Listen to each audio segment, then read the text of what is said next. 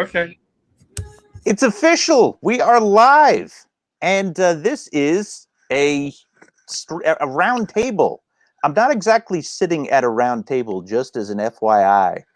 The most well-lit place in the house, it is actually in the guest room, and I suppose I could have gotten a chair, but, you know, I kind of like the blank background. Anyway, I'm kind of like pinned between a very small space, but that's a whole nother story. You're here not to hear me complain about, you know, the discomfort of sitting here, but you're here because you want to learn about the CTX. I know I want to learn about the CTX. I have my CTX, or the one that's on lend, right here. And we have some experts in the house, as well as Mr. Tones, Mr. Indiana Tones. And I'm going to let Dig Dug and Charlie introduce themselves. So who wants to go first? Oh, no. Okay, I'm Doug from Pittsburgh area. I have a little YouTube channel, maybe 30 or 40 followers, not a whole lot. I get a video up maybe once every 2 or 3 months. I'm working on one now. We just did some metal detecting today with my grandkids at a old train station. There's a church there now. But I've been doing metal detecting for about 30 years. But when I say 30 years, that's taking it out for 2 weeks during the summer on vacation, running around on the beach or something, and then putting it back in the shed till next summer. I've been doing a lot more of it. I've been getting out a lot, and my grandkids are really good into metal detecting, so I take that. I just gotta. I'm sorry to cut you off there. I just gotta, you know, point out this awesome moment. You are absolutely, you know, everybody wants to get on the camera with you right now. I see the dog. I see your grandson. That's a really cool moment. Got the whole family. I was going to go to another room. Nah. They think this is entertaining, so they wanted me to stay here. So that's awesome. They could introduce themselves too. Absolutely. I'm Morgan. There you go. Hey, Morgan. How's it going? Good. Hi, I'm Courtney. Hi, Courtney. I belong to Morgan. Okay. Hey, guys. There's my wife. Hi, I'm Mrs. Big Doug. Hi. That's awesome that you make it a family affair. That's wonderful. Hi, I'm Gabe. Hey, Gabe. Yeah, silver. One to find most of the silver in our group. No. Oh, did we lose somebody? I think we just lost. We lost Lou, and we gained somebody. I'm sure Lou will be back in a moment. We have Philip the Knox in the house. How you doing? Yeah, and I didn't get a chance to introduce Phil to you guys before, and Charlie will. Looking forward to hearing from you in a second. But if you didn't see the videos at the end of last year, I ran across. Sorry to make you blush, Phil, but you know, metal detecting genius at the end of last year that you know, really helped my detecting and learned a lot from. And you know, the way that he tests, he's like, there's no secret to it other than the fact that he's always testing and always recalibrating. I remember. A lot of the advice that you gave me, such as that you do a manual reset very often and you test every week. Yep. But yeah, let's let Charlie introduce himself, and then we can see if we could get Mr. Tones back in here and you know, make it a stream, and then we're going to start discussing the CTX. Hey guys, I'm Charlie. I'm from Northern Virginia. I'm sorry, I'm in kind of like subdued lighting. We're having a blackout tonight down here from the windstorms. I've been metal detecting since 1973 at the age of 9, and over the course of my lifetime, I've had 13 separate machines that I can count. Most of what I've worked with in my growing up years digging has been White's machines. I've had the CTX 3030. I had the first rendition of it when it came out in 2014, and I've bought it again and here back in February for my birthday. So I have probably at this point 70, 80 hours on the machine. I've had it as I've had other White's machines with it at the same time, and I think it's an incredible machine. As I've said to Merrill, I think it's a real game changer, and it'll change your life of digging if you really get down and bear down on it. It's a great piece of equipment, and I look forward to discussing it with everybody. Charlie, can I Yep. ask you a question? Yes, sir. You said you got the first one you said at 2014, and then you recently got a second one. What exactly was the difference? I didn't quite understand that. Don't mind me. I geek out. I write notes on all this stuff.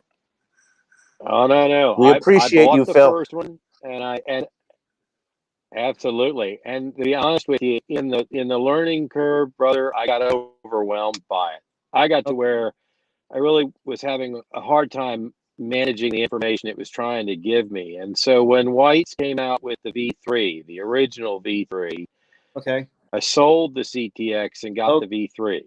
okay. And then I sent the V3 back and got the V3i and realized that really I'd made a mistake and have now since switched back to the CTX 3030. So you got 70, 80 run hours on it currently. Right. Okay. Go ahead, Doug. Yep. Yeah, I got thousands of hours on the CTX, Okay. and one of the things you need to do when you're first starting out with the CTX, take it slow, learn different patterns, or learn what you can slowly, Yeah. because it is overwhelming if you're going to try to learn this thing overnight. You're not going to do it. No, I You're- agree. That's like with any detector. But how much experience did you have before you used the CTX? Like, what were you using prior? Before that, I had a White's DFX, Okay. and I had it was a good detector until you took it to the beach. Yeah, I have a buddy that actually had that, and yeah, you're 100% right. It didn't do a good job at the beach for sure. But so mine started messing up. So instead of getting it fixed, I took it to a dealer to trade it for. I was going to get a VDI, Mhm. and Yeah. he talked me to the CTX. He told me I had a learning curve to it. Okay. It took me a good 2 years to really get really comfortable with it, but once you start learning it, it comes quick. Hmm. But it takes a lot of practice and a lot of study. But Absolutely, I've had it in my hand and I've seen it, and it's I told Merrill the same thing. It's going to be a big learning curve. I'm looking forward to it. Before Merrill was even offered to let me borrow the one that Kelly Co sent them, I was already getting one this year at some point. So it's going to be nice to use it for sure. And one of the questions I got for you is, since you got a lot of runtime on it, when you originally started, were you just using the factory programs, or did you immediately jump into something that you shouldn't have? I was using the factory program, switching from the silver mode or beach mode Okay. to all metal mode. But even if you're at the beach, that's why they got the saltwater additive to it to Yeah. help discriminate out all the iron and stuff from the beach. They got that update, and I normally just keep it on all metal mode whenever I'm on the beach. But I get into trashy areas or whatever. I put I put the discrimination on, puts it on coins or jewelry or the coins or whatever, and put the discrimination on. And one of the things that Merle didn't do, from what I saw from the first video, is you can set it up to where you have two icons on there. Okay. One will tell you a good target, and the other one will tell you another target, whether it's good or bad. They might both be good, or they'll go blue. When they go blue, that's iron. They'll be down at the bottom right hand corner. Target trace. Right. It's not talking about the target trace. The icons will turn blue, and then if it's a bad target, put it that way. But then there will be the red triangle that signifies iron. All right. Going over the target, then Used here. yeah, if you're going over Blue, the target there, the blue is good or the blue is bad? well, it depends on what you're looking for. That blue could indicate that you're getting a like an artifact or something from the Civil War, a belt buckle. Okay. Or something, or brass or whatever. But if you get the red triangle, that usually signifies junk. Okay. Yeah, I was gonna say red obviously should, in my mind, it should be like iron for sure. But if you're up on the top, if it's up towards the top and to the right, Okay.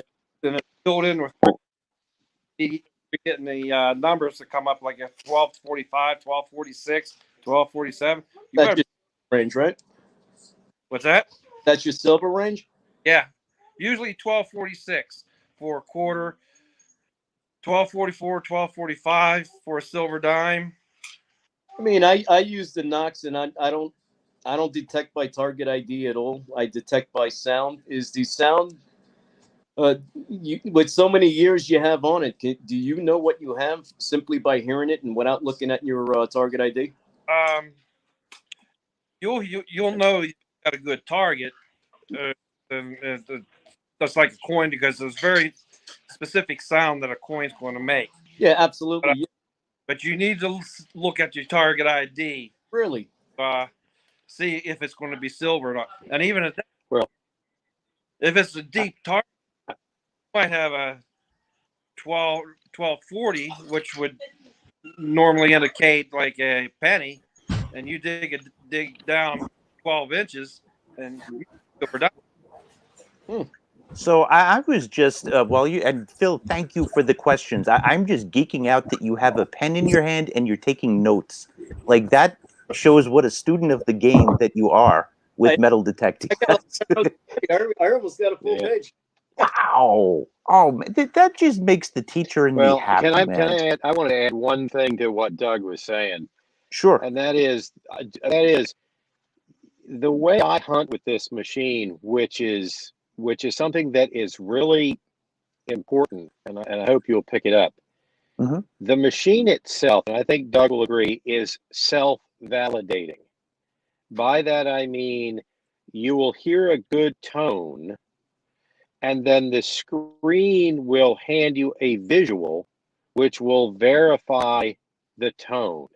What's interesting about that, for example, when you hit a piece of iron that is a repeatable signal, like a bent nail or a square nail or something like that, a lot of times it'll smudge up and down on the screen vertically. It'll jump straight up and down, and so you know that you're working with a piece of iron that, even though it's a repeatable but moderately broken target, you can see by what the machine is showing and what it's saying, what you have in front of you. When you get to like a coin signal, it will lock into a specific coordinate on the screen, and then it will fill the bullseye with a solid color that shows you that you have a repeatable signal that's solid.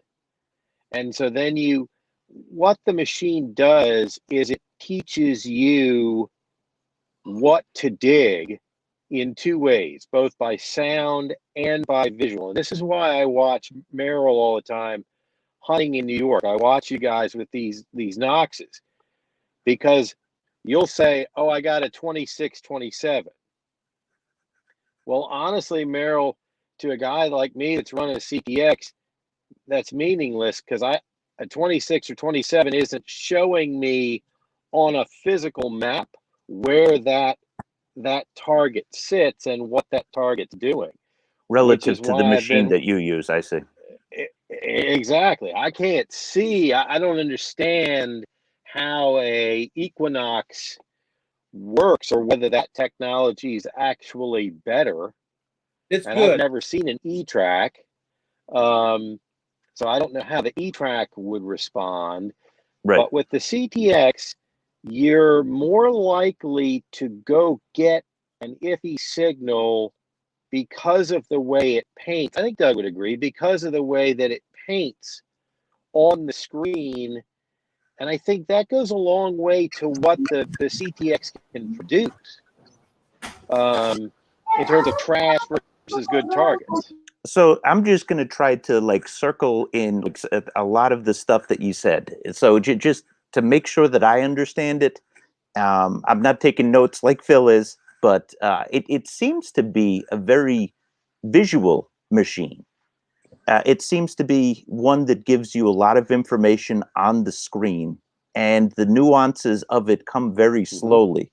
While Phil was asking you questions, I was going to the manual. You fascinated me when you were saying, Doug, when you were saying that the iron, it's a triangle. Well, the triangle is going to signify junk. Yeah, junk. Okay. So junk. Right, but the icon where it's down at the bottom, chances are you might have a decent target, but it might be an old belt buckle or something like that. There, you don't know what those are going to be. Still, those are less desirable targets if you're looking for coins and stuff. If you're artifact hunting, fine, go ahead and dig those. If it comes up with a red triangle, you usually still want to stay away from it. But the one thing that CTX will do that the Equinox will not, most of the time, whenever I'm digging a target with CTX, I already know what it is. It's not perfect. I'll dig stuff up and say, oh, I thought that was going to be a quarter, and then it ended up being a dime. But most of the time, I already know what I'm digging with the CTX versus the Equinox. Now, the Equinox is not 800 anyway, is better for finding gold linked chains. The CTX has a hard time picking up a gold chain on the beach. I Where, think from my experience with the Knoxes, and I'll be honest, very honest with you, I'd say 99.9% of the time I know what I'm digging to, what I'm gonna find. And that just comes with, with how well we know the machine and just how long we've been using it. I mean, you got a lot of run hours on your CTX. I got probably just the same or as much on the Knox for sure. But the CTX is going to get more information, and you have the luxury of bypassing more targets because you know they're going to be junk rather than with the Equinox. Because I did some experiments with the Equinox here compared to the same experiment on the beach. Okay. I go to the beach and I get a bottle cap and I'll back off that bottle cap and I'll get that grunt sound in there like it's iron. Yes. And every time it's the bottle cap. And if I'm pulling back and it's not a grunt sound, then it's usually a nickel or something or something good. You try that in the mineralized soil every time where there's a dime, nickel, or nail or bottle cap. Once you back off of that target, you're going to get a grunt sound. So it doesn't work in the soil unless you're in really good soil that's not highly mineralized. Doesn't work here. In Virginia, the soil is red hot. At least where I am in Northern Virginia, and we have hunts here that go down to Culpeper, Virginia. And I'm telling you, they have people that just come bring machines and just put them back in the truck because they just can't hear anything for all the hot rocks. Heard that. Yeah.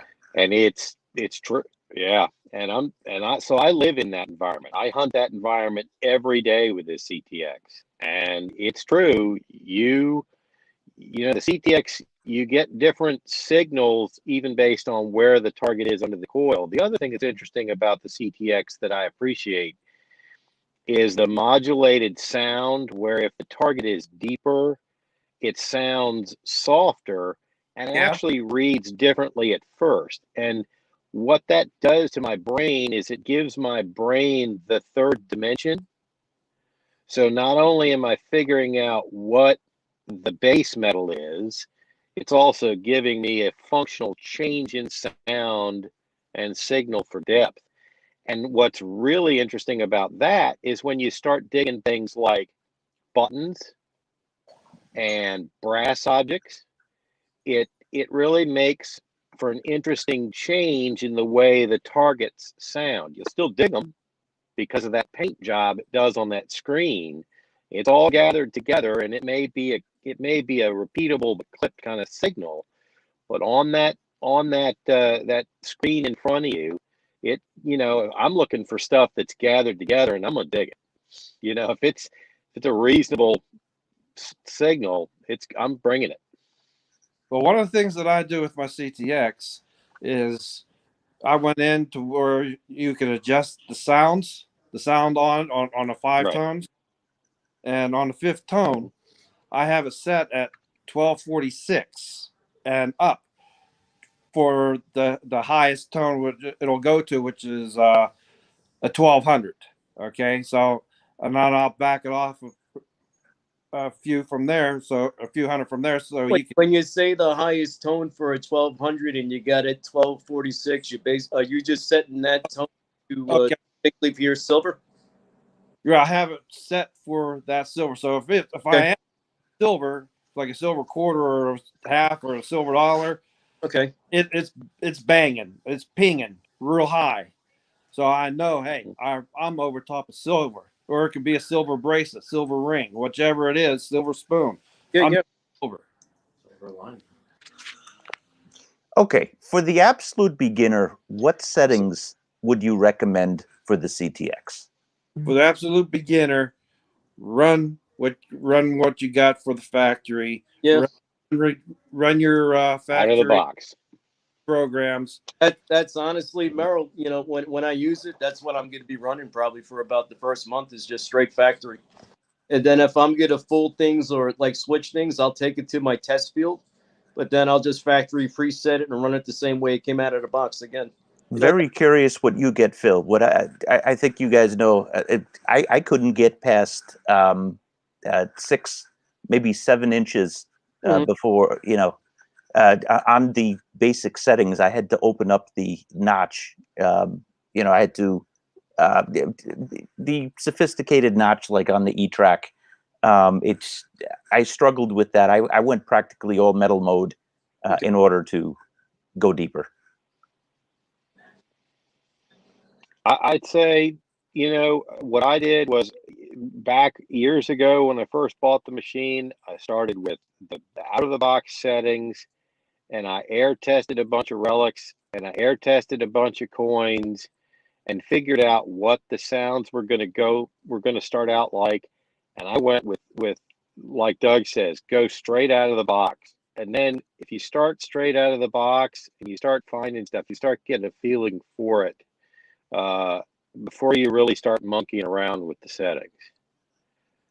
Okay, we have a few questions from the audience. We have some people that are joining just now. I know we did introductions at the beginning. If everybody that's here can just introduce themselves again really quickly, and then we can, then we could continue. I'm Doug Dolan. I'm known as Dig Doug. Dig Doug. I'm Charlie Turner. Sorry. I really go. I'm Phil. You guys know me as Philip the Knox. I'm Charlie Turner. I'm from Virginia, and I've been digging for 47 years. God bless you. All right. So let me check for other questions. Oh, another question here. Merrill, ask about different coils for the CTX. I know there are a few, like for the Knox. Have either of you tried? Well, I've got 2 CTX 3030s. Oh, I got one with the standard coil and the other the 17.5-inch coil. And I've gotten stuff off the beach 2 feet deep with that 17.5-inch coil. Plus, you cover more ground.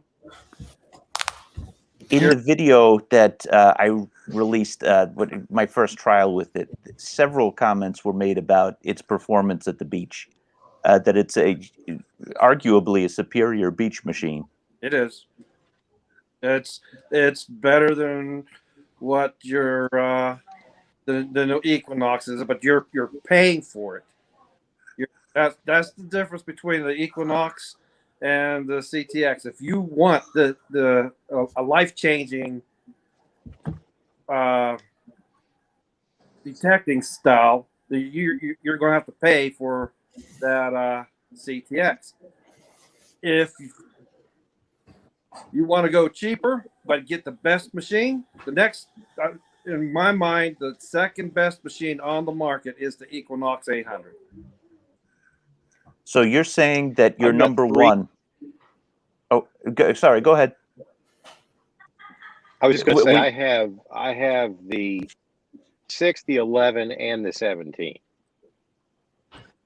I have all the available coils for the CTX, and digging here in hot soil and in old house sites where I tend to haunt, that 6-inch is a killer.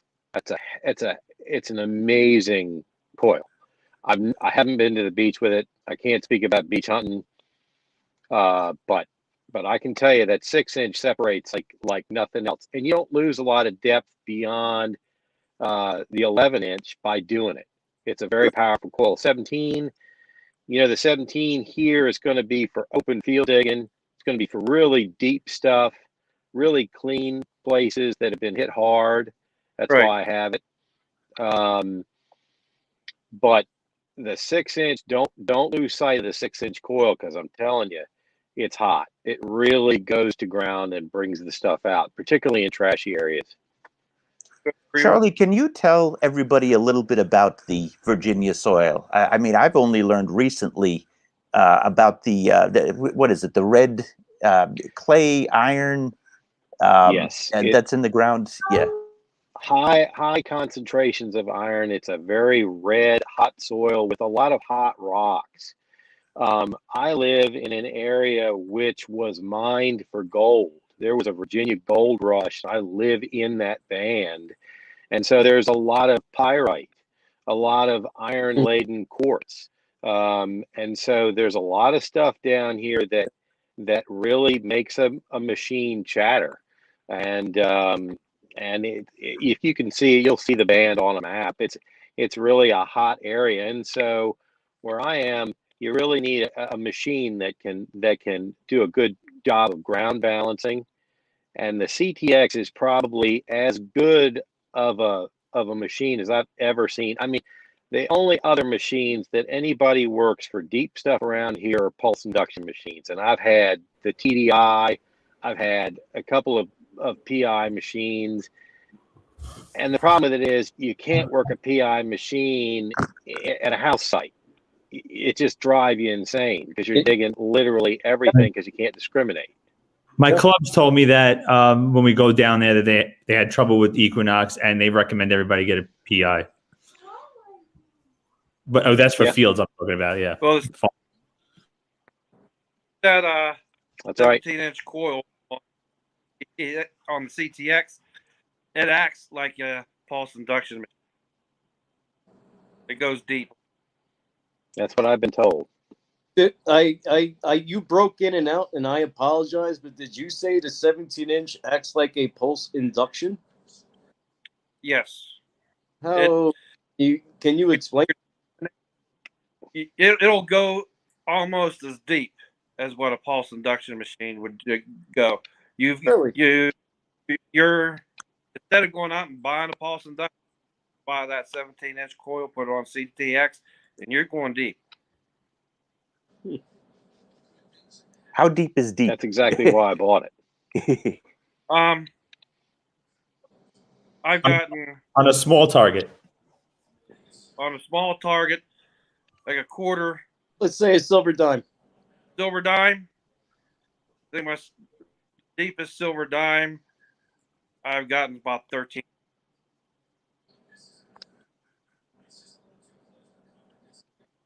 And I've heard reports of guys digging 17-inch bullets. Shoot. A bullet, yeah, I've gotten. It's just a long way to go. It is. Gotten 15 inches down with a lead bullet. That's for sure deep. Got a question, actually a few questions I see now in the audience. One is, have you tried the Coiltech coils on the CTX 3030? Coiltech has a religious following. No. Okay. No. Does CTX have a concentric coil, or it's the same thing with the Knoxes that they're all double D?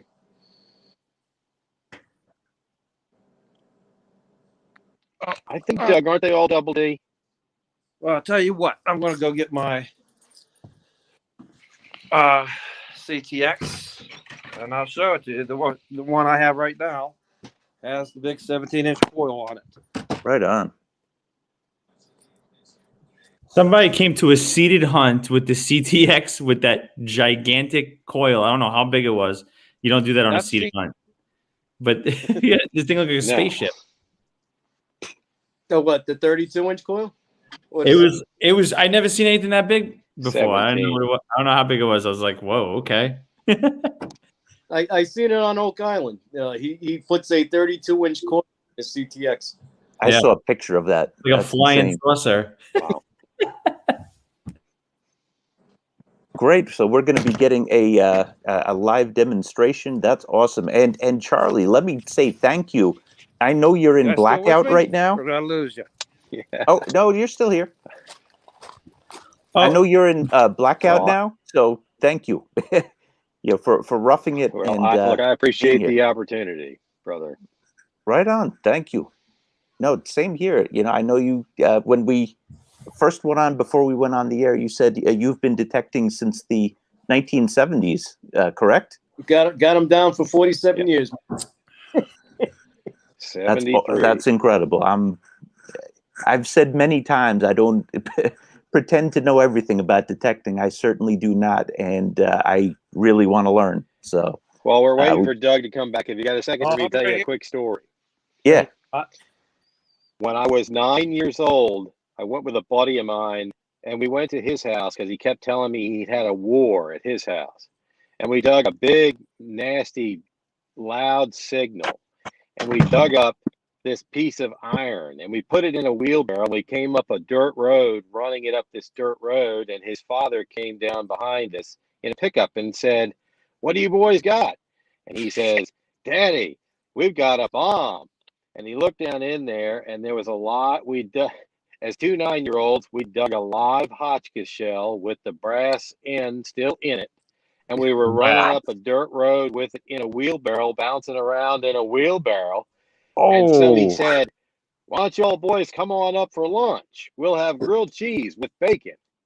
And my buddy was like, "Well, Dad, it's only 10 o'clock, and Charlie's only been here for like 15 minutes. And he's like, "Come on anyway, let's go now." "Well, what about my bomb?" "Leave the bomb where it is, get in the truck, and let's go." So we had to go back to the house, and there was a lot of whispering in the kitchen, and we ate our grilled cheese sandwiches. And for some reason, Merrill, we weren't allowed out of the house the rest of the day. I wonder what that reason was. Afternoon, I don't know. And at like 3 o'clock in the afternoon, two dudes in moon suits came by and picked up our bomb. I'm going to call that good parenting. That's really good parenting. Give them a grilled cheese sandwich, distract them, take away their bomb. I think I get that. I really get that. It might have been a great find, but yeah, that's good parenting. Oh, there you go. There's the 17. Am I back on? You're back on, and we're going to go. I'm going to attempt to go full screen. Yep, there you go. You got the whole screen. All right. So that's the 17-inch coil. That's what I use. Yeah, that's Doug, you're using that on the beach, right? Yeah, I use that on the beach or in a field. But when I go to parks, I'll use the smaller coil or the 6-inch coil for high trashy areas. Before we grill you on this coil, we have a question on the screen. Do any of you have experience comparing the Deus to the CTX? If so, what significant differences favor one over the other? The Deus is faster, but this machine's still fast enough. But you still have to swing it slow so it can process the signals. But it's still a fast machine. But this one here, I can go. There's so many things that the CTX can do that other machines can't. If I look on Google Maps or whatever and find a place that I think would be a place to go metal detecting, I'll enter that into my into the CTX, get as close to that point as I can, and CTX will take me to it. Wow. So, okay, you're the first person that I know of that, because I've also spoken to Mike from Digging Duo, and I asked him about the map feature on it, and he's like, that's one of the features that I don't really use. So there's you connect it to your computer, and you can put in certain coordinates, and it can get you there. That's a find point, or a waypoint. Excuse me, it's called a waypoint. And you put that into your CTX when you get close to the area that you want to go detect, because you might look on a map and see a depression or where it looks like an old house might have been. You click on that on the CTX, and the CTX will guide you to that spot. And the other thing that's nice too, Merrill, is that the CTX 3030 also lets you see on the screen where you physically are, and it sets a virtual flag at your start point. And it lets you change the grid size of the space that you're hunting, so that you can say, the other day I went to a place I'd never been before, and I gridded the thing off on the machine in a 10 by 10 grid, and then I walked the grid, and it leaves a crumb trail so I could see everywhere that I hadn't been. And after I was finished walking off and hunting the gridded out area, I could see holes in my map where I was walking around trees. It's that accurate. So you can actually grid a place off and have a starting point, see it in front of your face, and it has the target ID numbers at the bottom, and you just walk back and forth, and the breadcrumbs fill in all the dots for the 10 by 10 blocks, and then you know you've covered the whole thing. And that's another really powerful feature for a metal detector, because if it's whatever else it is that doesn't have that, you're out there sort of walking and trying to make sure you cover everything by looking in front of you, while looking down, while listening, by trying to, keep straight. CTX, you're not doing that. You just look over at the map.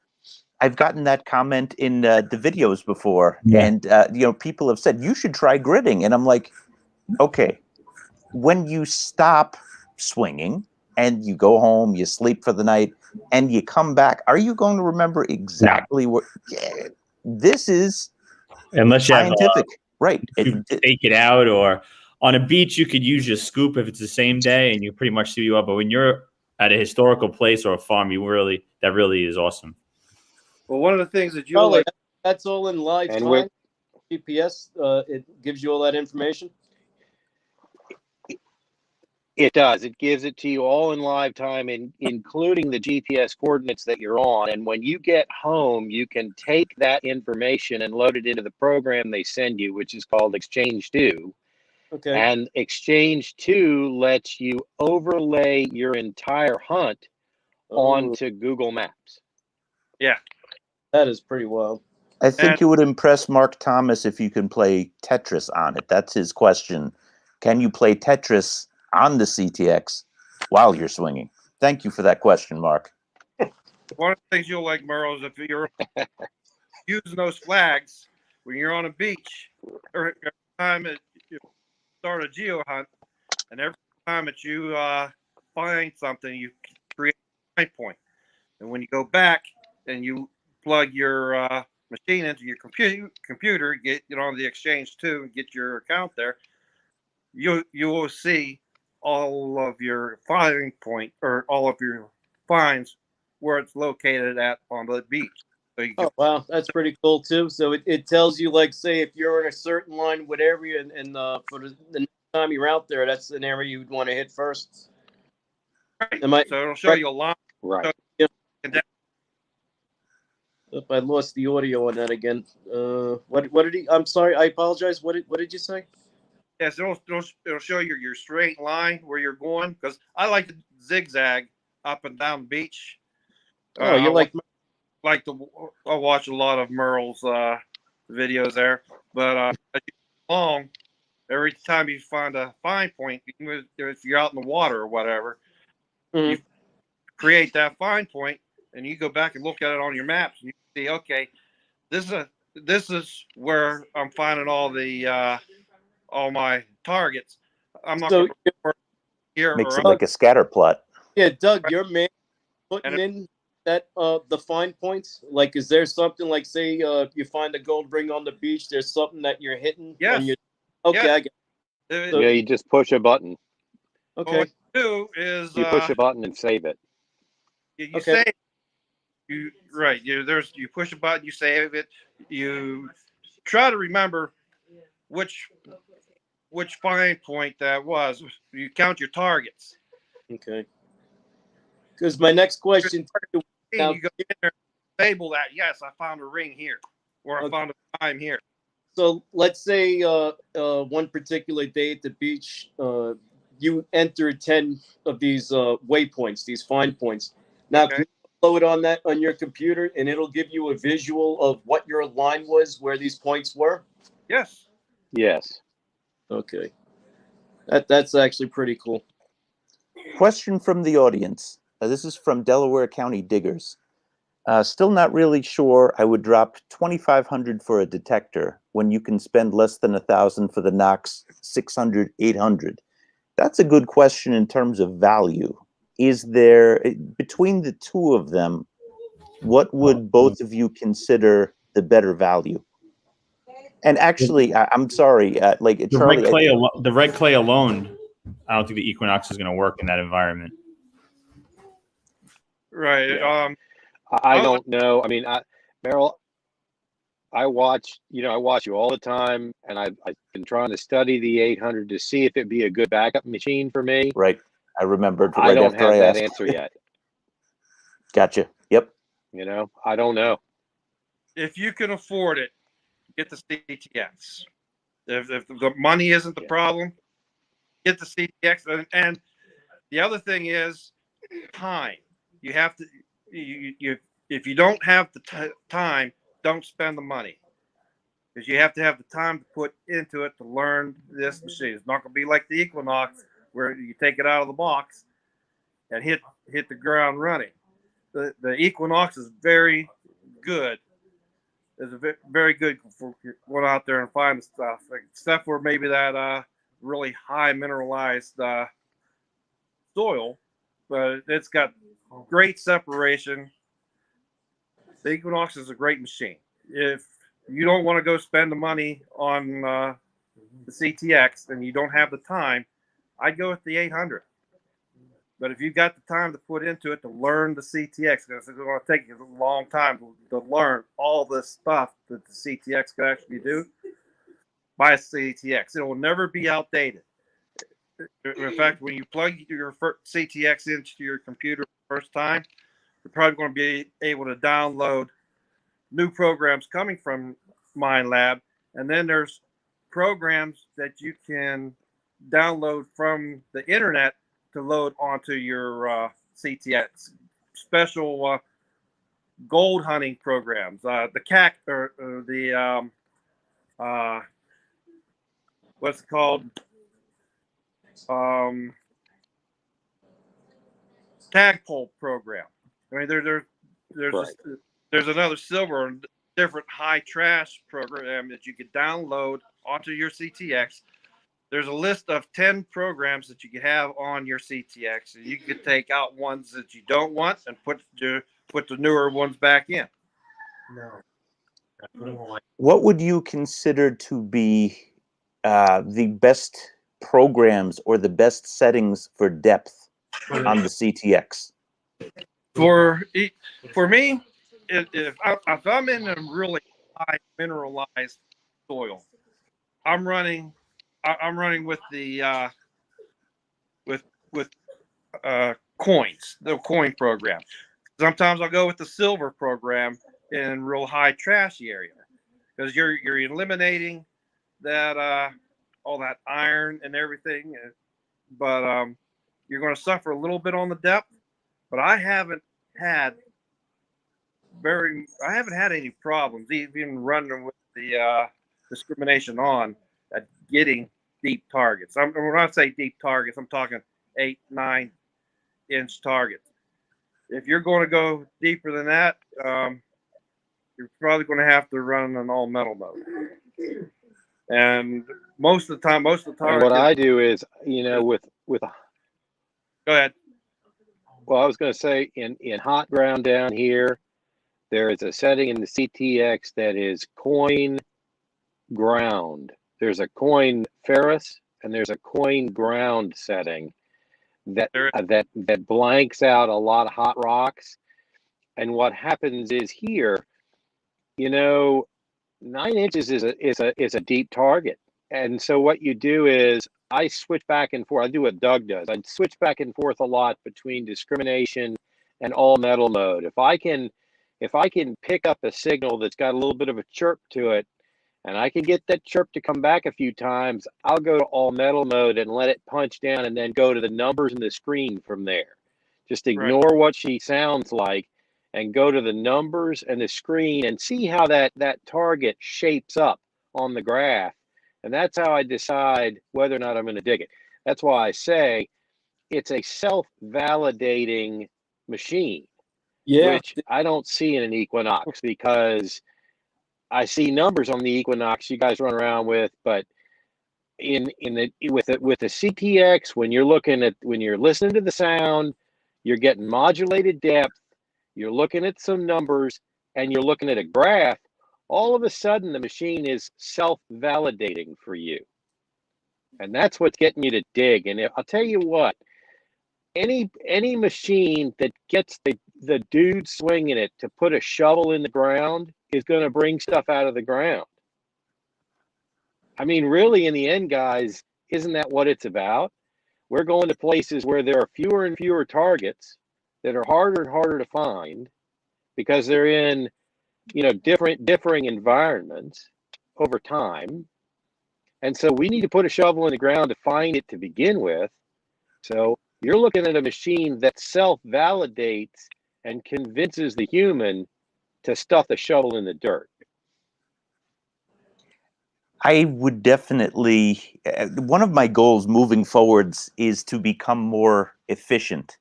I remember the hunt that we did a few weeks ago, Phil, and you and Jeff had every right to tease me about the amount of trash that I dug. I mean, I just hear it beep. I'm like, oh, that sounds good. Let's dig it and let's hope that something good comes out. Yeah, you're a good guy for the environment. Right. Greenpeace and all that. You take the trash and the dirt with you. Right. So it sounds like it sounds like a machine that really gives you multiple ways to inference a target. Yeah, I see the ETrack and from what I've researched and all the detectors I hang out with, that the ETrack and the CTX, with the numbers, like you said, self-validating, it's always on the money compared to the Equinox. Equinox, sometimes you get iron, and it could sound almost exactly the same as the silver target. So that's why I'm leaning towards these machines, the ETrack or the CTX more. The other thing is the CTX is a lot more stable with its numbers compared to the Equinox. Oh, okay. If you had to upgrade anything about the CTX, what would it be? Good question. The one of its downfalls, and this is for most machines too, unless you have a charm on like a gold chain, the fine gold chains, it's very hard to pick up. I mean, the CTX will get it, but if you're swinging it fast, you're going right over top of it. You'll never hear it. And if that gold chain's in the ground, you'll hear just a little chirp. I mean, You get probably just picking up on like the lobster claw clasp or something like that. Then you say, right. Where the Equinox will pick that up. The Equinox kills it on chains, whether silver and gold. I mean, even at depth, it bangs them. Mm-hmm. Which I was very surprised at because before I had the Equinox, I used the white beach hunter. I was strictly a beach hunter for about 8 years, and it struggled getting gold chains. If you're absolutely right, if it had the charm on it, I got it. Every now and then, maybe a bracelet, because if it was Tiffany or something, the class was big. But what I noticed just doing with the Equinox, it's more chains than I ever found. We got a question from the audience. Actually, somebody in the audience who I invited to be a host here tonight, Jonathan from the Detecting Zone, Metal Detecting NYC. I usually metal detect for about 8 hours at a time with the Knox.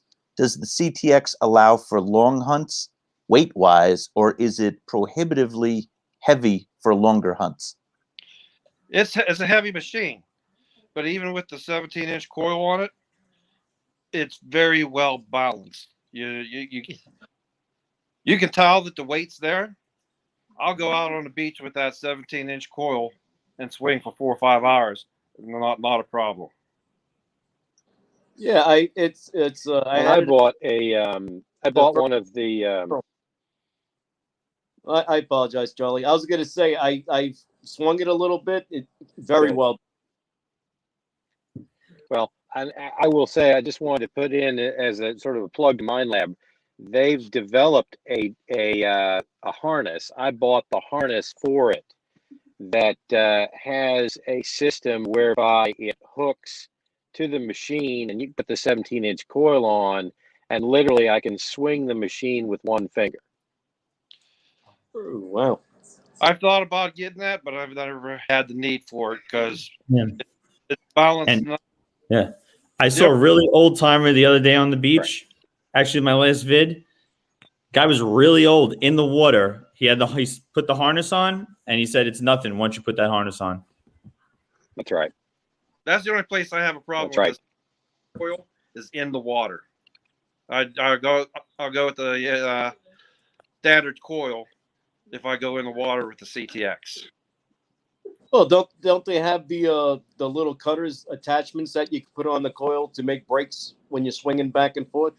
Because I know they had it for whites when I used it. There was like the little clips that I forgot the exact name of what it was called, but there were the 2 white clips you put on top of the coil. This way you didn't get that resistance going back and forth underneath the water. I'm sure the CTX has that, correct? I'm not sure. I haven't heard of that. I don't know. Okay, this is a question, James Bond, 008 Treasure Hunter. Ask about the duo target. You were talking about that earlier, the duo target on this where you can see multiple targets. As I understand it, it's almost like what the Invinio promises to be. A detector where you can see shapes like under the ground. Maybe you can't see shapes, but it gives you, maybe if you could elaborate on like what you can gather from the screen. Let me try to think here. Which I can't remember which button it is to do that. It might be where the ground, which shows you the ground balancing symbol. But you probably have to get a YouTube tutorial or read the book. But you turn on two icons on there, two bullseye things, where it'll flip back between two different targets, or they'll both come up at the same time. So you would know whether you're hitting a good target or a bad target. So that's actually one of the questions I was gonna say is, do you have any problems pulling deeper coins with the iron? And that's what this feature is for then? Yes. No. Yeah. If you have a nail beside a silver dime or quarter, it'll show that on the on your CTX. It'll show that you have. It's going to show me like how you're explaining it to me, 1245, 1246, 1247. Right. Really? And what it'll do is on the audio side, it'll give you a double tone. So it'll give you a low tone for a piece of iron, and it'll give you a high tone for the dime. And then when you look down at the screen, it will show you, if you're swinging, say, left to right, the first tone, let's say the first tone is the low tone for the bent nail. It'll show a diamond down in the iron zone, and it'll do a smudge mark uphill from there, showing that that's where the actual nail is. And then to the right, as you swing to the second signal, it'll show you the upper diamond that's in the area that you're looking for, and it'll show you that there are actually two targets there. Well, so if people say like the target separation with the Knox is better, in essence, this is what the CTX is doing. You're showing you right on the screen. Right, it is. Yes. So That's is it close to Knox, or do you guys still feel the Knox, just in target separation? I'm not talking depth, anything else, that the Knox separation is superior. The Knox is faster. Okay. But the separation with the CTX is unbeatable. Really? Yeah. Okay. It's a question of recovery speed. I mean, really, they say that the 800 has a quicker recovery speed than you can get from a CTX, and that's a processor deal. Yeah. But you know something, with me, I just have trained myself to swing slow enough. As Doug would tell you, if you swing it slow enough, the CTX, you can't beat it. It's like a vacuum, because it'll recover fast enough to go with a slower swing speed. See, that's to split the difference. Because when, like I said, I test a lot as well. Don't get me wrong. If you swing too slow with the Knox, you don't hear certain targets. They're completely gone. And then if you speed it up, then you hear it. Even if your recovery speed is on low, if you still swing at a slow speed, it doesn't pick it up. So you're saying the CTX, if I'm going real slow, it'll pick it up. The one thing about the Knox that I've noticed, that if you have on the lowest setting to try to get 8, have a delayed reaction. Yeah, you do. Absolutely. Well, you don't get that with the CTX. Right. And I'll tell you what, to answer your question, if on my average swing speed, and Merrill would laugh at me, but my average swing speed on the CTX is I'm running from my left hip to my right hip in about 3.5 to 4 seconds. I'm not laughing. That's slow. Yeah. I mean, I look lazy against the rest of everybody. I don't know if I'm going to be able to do that. I remember with my whites. Lou, I might be a Deus guy, because I'm like lightning. I can't stop. Lightning Lou. I know. I'm gonna have to get a And I Deus. mean, whites, I got trained the same way swinging a whites machine for literally 30 years. You had to keep that sucker moving to hear anything. But with the CTX, as Doug will tell you, if you slow it down, you can really hear it, and she will separate to beat the band. I'm gonna try something but it's here. 3 seconds, 3.5 seconds from hip to hip. I'm gonna have to pay somebody to follow me, like tase me to slow down or something. I know. I get it. I Hey totally man, get it. it starts with being self-aware, and then you slowly apply. You know Maybe I'll what put a you're trying sticker to on do. there. Slow down. Look at how much silver you've Yeah. been finding lately. All right, we're going to try sharing the screen for the first time. This might go horribly wrong, but there's a question. Does the CTX have multi-frequency mode? Let's see if we can go to the Yes. manual. 32. I can't remember for sure, but I thought it was 100 frequency. But I'm probably wrong. Yeah, I have. This is what the. Is he trying to find out if it's simultaneously?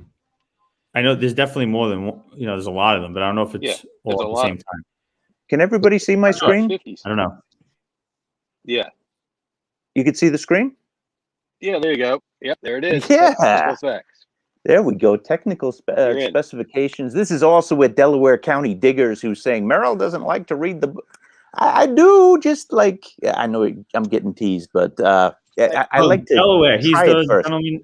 He's the gentleman who has that book. I agree with Del. You don't like. I never read the book. Yeah, it's applied. It's applied knowledge, and then you go back to the book to check. Anywho, this is what they say. There is a simultaneous frequency. Somebody was telling me, and I'm yet to find this in the book, that it's an analog machine, maybe the older version. I'm interested that there's two different versions of the CTX 3030, but it's saying transmission ranging from 1.5 to 100 kilohertz. That would be, I mean, if it's ranging, I don't know if it means, well, it says simultaneous frequency. Merle, you gotta hit rewind for 1 second. There's two versions of the CTX 3030.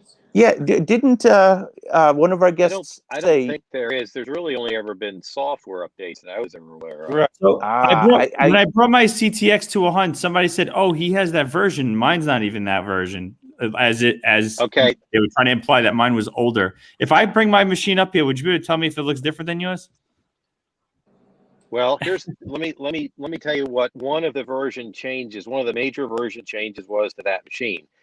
The CTX had some earlier issues with leaking around the battery compartments. The O-ring, so right? they released an O-ring, seal fix, but then they also released the machine with the fix in place. What I can't tell you is, and that was within the last couple of years. So the first CTX that I had the leaking O-rings and the problems. This latest one, my current one, does not. It is the latest version. What I can't answer for you is whether or not there was a functional interior change to the system, to the actual machine, other than the O-rings and some minor things. I know they did something with the O-rings, and I think they did something with the shaft. There was a handful of little tweaks that they did. But everything else that I've ever seen has come in, as Doug would also agree, has come in the form of a firmware flash, where you plug it into Exchange 2 and they just upgrade it. I got two machines. One I bought in 2012 or 2013, and one I bought last year. No difference. Okay, that's what was confused me. What confused me a little bit earlier. Right. I thought right. The only negative thing I heard was the physically- O-ring problem that you could replace. Not a problem. Right.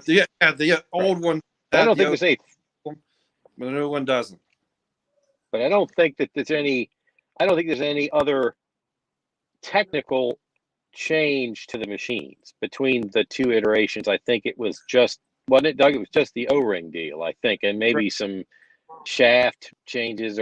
There was the arm cuff is a little different on the new one. It's got a spin off for the arm cuff and a little bit of an adjustment to the shaft. Well, that looks like this the same thing to me from my other one. The battery component, this one here, the first one didn't have like the saltwater update and stuff like that there, which the new one came with it. So I had to install the saltwater onto my old one to get it to be better at the beach. And that's another thing. Salt water, always keep that checked, because that will actually help you get a little bit more depth in the ground. I'm sorry. So always keep salt water. What? Keep the salt water checked. That'll help you get more depth. And you're going down on that list. There's recovery speed fast. Uncheck that. That'll help you get more depth. And getting back to what I asked earlier, as far as like what you would like to see upgraded, I know you said like finding on the chains, but I wanted to more elaborate on the machine itself. Is the pinpoint feature accurate? Does it false if you on a backswing or anything? Does it get a lot of EMI? Like, is there anything or any situation or any nuance that like either one of you have experienced with it and you wish they would like to upgrade, or you brought it possibly to Minelab's attention? Well, one thing, when my boys get close to me, whenever I'm operating the CTX with their Equinox, Mm-hmm. I can't get within 10 feet of them. Really? And it will, my CTX will start chattering like crazy. Okay. I think that Equinox does that to every machine. I've had that experience too, and you can fix that with the there's a button up top at the 12 o'clock position that knocks out the EMI. It's that thing. It looks like a Geiger counter going. I've done that and gotten rid of a lot of that sound. If I had one thing I would like to see happen, I think they need to do something a little bit more hardy with the screen itself. I scratch the screen. It's a soft covering on the screen, and without some kind of protector, it scratches really easily. They also could do something. Right now, they have a two-piece headphone assembly.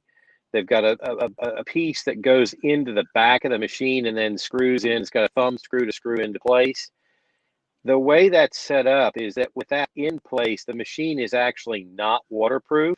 You have to take that off and then take a plug that's stored under it out of it and plug it in to keep water from going into the headphone jack. I think that they probably need to take a look at doing something about that. I do see a lot of people that complain about the weight of the machine. And I'm with Doug. I think that the machine balances beautifully to begin with, so it doesn't really affect or bother me anyway. But I could see where Fixed with again, I've never held one, but they say the Equinox is really light. Before we go any further, I just want to, out of consideration, I want to say we've been on for hours, 7 minutes. Everybody is good. Do you guys have like another 15 minutes in? I appreciate everybody being here. Sure. Well, I'll say I have the time. I'll add one thing to what he just said. When I go into the water, I have my waterproof headphones that I screw in. I don't take the CTX into the water unless I have my waterproof headphones for that reason. So the stock headphones that come with it are not waterproof? No, you have to buy the waterproof. I got you. I did not know that either. And that's an extra expense. I'm just saying, if you wanted to look at it out of the box. Yeah. I mean, truth said too, the Equinox headphones aren't waterproof either. Out of the box. Okay. Lou, I was just trying to do that tip that you sent me. Forgive me if this is a little tangent, but I want to get everybody's names on the screen. I tapped the question twice, like you just sent me. I don't see anybody's names, and Was it originally there? You know what? I put the Minelab CTX roundtable. That could have messed with everybody's names. Yeah, that probably did. All right. Okay. So back to the discussion. If there were, we asked you about beginner detectorists, and using the CTX, and you were saying that you would use it in the factory modes that are there and not deviate from that. How do you evolve from that point? What would be the changes that you make as you develop? What should you look for with this detector? That book. There it is. Get out Andy's book. That guy was Andy. What's his name? There's some programs in there. Sabish. Yep. Andy Sibish. Yeah, that's the guy. That's the book I bought day one, and that is the day one answer. Get the book. I think Doug would agree.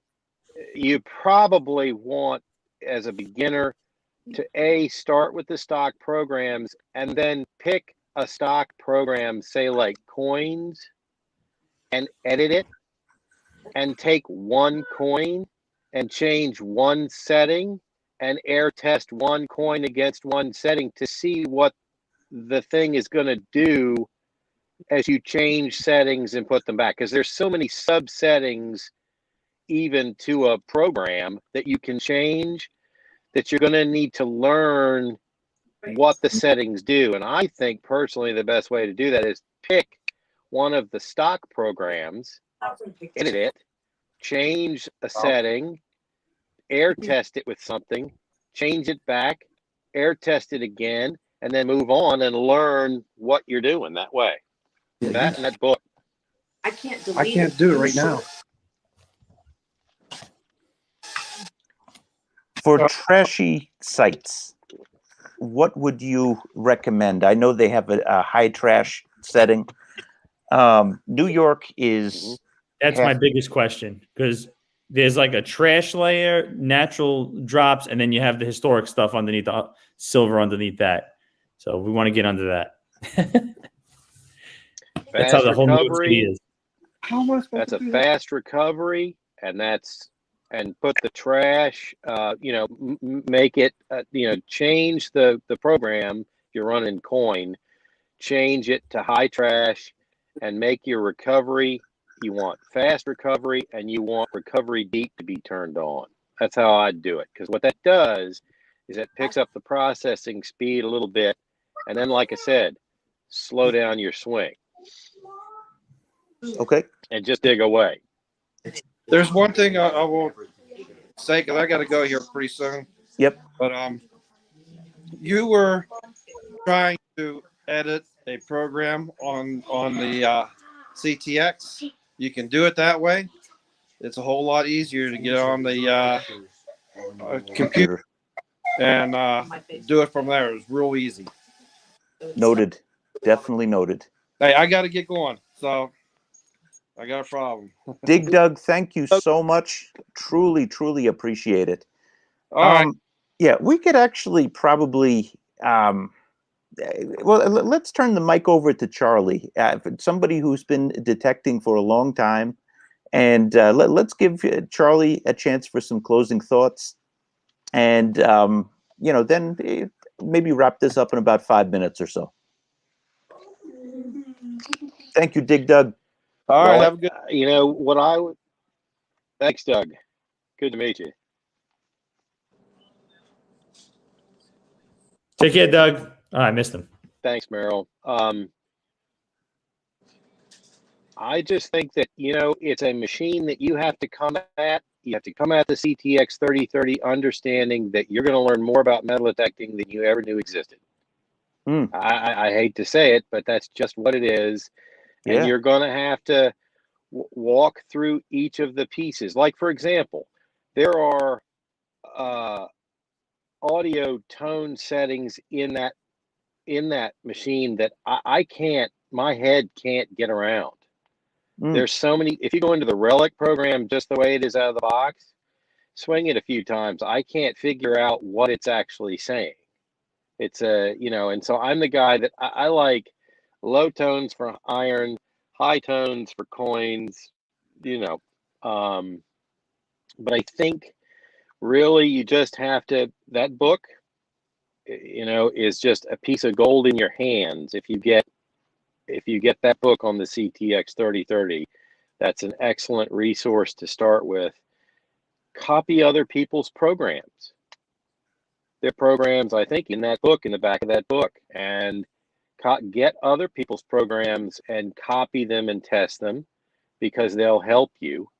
And you don't have to do a lot of the legwork. And like Doug said, a lot of what you can do with that machine, you can do on your laptop. You just have to bear down and pick bits and pieces and say, today I'm going to work on nothing but coins, and I'm going to work on nothing but the coin program, and I'm going to try every setting in the machine. So let's go with Merrill out to the park, and let's change one setting after another and see what's different. Get satisfied, because you're going to build a program for that park. You're going to go somewhere else. You're going to take that same coin program to the beach, where you're going to have expanses of silence, and you're going to have deeper targets. And so, you know something? You're going to want to change the program around a little bit. You might want to go from high trash to no trash. Makes a difference. So those are the things. The advice I give everybody that has asked me, every place that you go with this machine is going to be different. I even have a book upstairs that has my hunting sites, and I have the settings changed by site. So I walk into a churchyard, and I know that when I walk into XYZ churchyard, I'm going to change the following 3 settings, and I'm going to run in the coin mode. And I fool around with it out in the field, because really, sitting at your laptop, you can't know what's going on out in the field. So Doug's right in the sense that you can build programs from scratch on that grid, and you can discriminate, and you can build all sorts of things, or you can copy in programs that are in the book that we just saw. You could put those in as they are. It's a great start, but really, you don't know how hot it is till you get out there. I almost feel like working with the Knox, it's almost like working with a automatic transmission in a car. And it's really plug and play. And there are differences that you can make changing the settings. You know, Phil has certainly enlightened me with a lot of the knowledge with that. But with what Charlie said, and I believe you asked me last week that you use like field 1, park 1 for different areas. He's absolutely right, because the programs just himself respond differently to the area. So it's you gotta, with any detector, even more so with the CTX or even with the Knox, you gotta test, try, experiment. It's what it's all there for. I might have bit off too much too soon with the different detectors. Yeah, go ahead. No, you didn't. What it is it's that, I mean, Phil, I don't know anything. I've never held an 800 in my hands in my life. So when you say to me, Park 1, can I change things in Park 1? Can I notch things out? Yes, you can. Absolutely. You can notch signals out. You can adjust the sensitivity. You can lower the sensitivity. You can change your frequencies in Park 1. You can change your recovery speed, your iron bias, your iron discrimination. Every program, it's Park 1, Park 2, Field 1, Field 2, Gold Prospecting, Beach 1, Beach 2. Every program you can change stuff. The Amphibio and the Deus, my head almost exploded. What happened? With the Amphibio and the Deus, which are really similar machines, with the customizability, you got one frequency at a time that you can use, but you can change so many different things with each one of them. It was just too much. And at that point, I was obsessed with the Equinox, and I never really gave them the same amount of time. And that's the thing. It's so tough to decide which one to put time into. And that's kind of where, I spent last year, I got something like 5 new machines last year.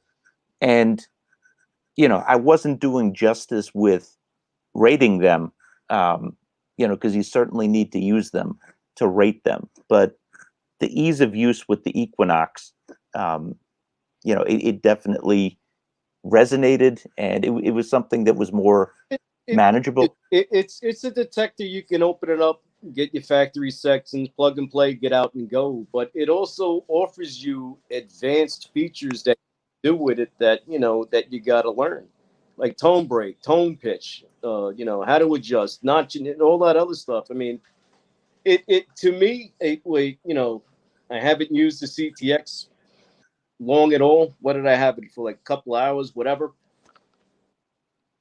I think it's right there with it. I think the CTX is going to do things that the Nox isn't going to be capable of doing. But that's the fun in all of this is I want to learn and I want to see, and certainly I want to do it for myself. And even with your point, Charlie, you're spot on to look at someone else's programs, okay? But I can assure you that I won't, because I want to learn that curve on my own. It's like Sure. same thing when I use the Equinox, okay? Yeah, Merrill, you're the one who brought it to my attention that Andy Savish even had a thing for it. And that was a couple of months ago. And when I looked at it, it was very similar to what I was doing already. So, I want that learning curve for myself. I don't want to step ahead or even have like a little cheat sheet to say, well, I didn't understand why this wasn't working for me this way. Let me see what someone else had. It's part of the process for me.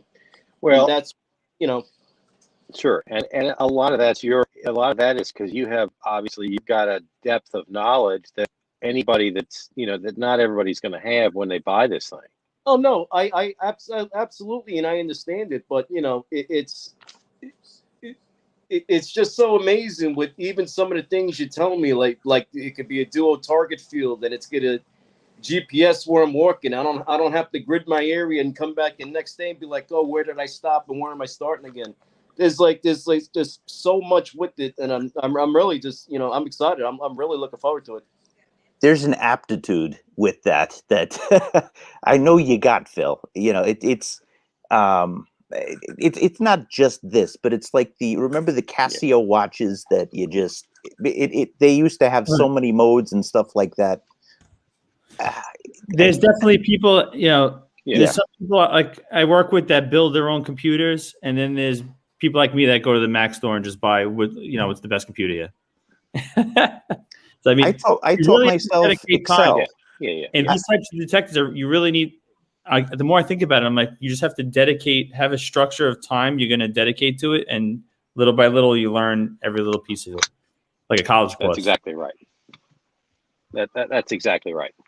That's exactly right. And this is no different. This is just something that is at a level that is pretty in depth. You're gonna need to really bear down on it to understand it, because it's not just numbers on the screen. It's the sound, it's the numbers, and it's the chart all at one time. Sounds good. Does anybody have any final questions? Yeah, Guys, it's been an honor. That's what I want to say. It's been an honor and a pleasure. Charlie, I appreciate absolutely your insight. Thank you for coming on. And us for sure. Absolutely. All right, fun Thanks night, for having fellows. me, guys. Yeah. Keep swinging. Yep. All right, everybody have a good night, and happy hunting. Good night, Thanks, guys. man. Take care. Good night, guys. everybody. Good night, Ken from Adventures in Dirt.